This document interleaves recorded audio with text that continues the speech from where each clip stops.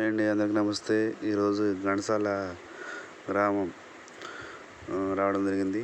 అయితే ఊరు స్టార్టింగ్లోనే మేము ఇలా శివుని విగ్రహం, అలాగే గౌతమి బుద్ధుని విగ్రహం, గాయని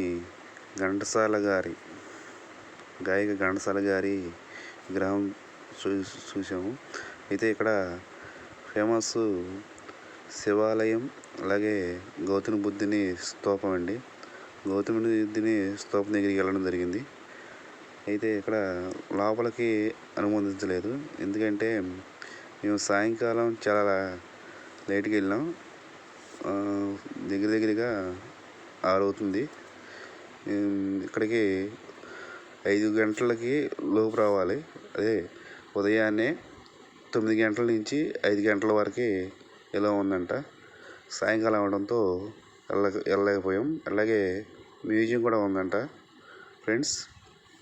ఇది జలదేశ్వర స్వామి శివాలయం ఫ్రెండ్స్. మీరు ఘంటసాల విజిట్ చేస్తే తప్పకుండా చూడాల్సిన ప్లేసు శివాలయం ఫ్రెండ్స్. ఇది చాలా పురాతనమైన ఆలయం.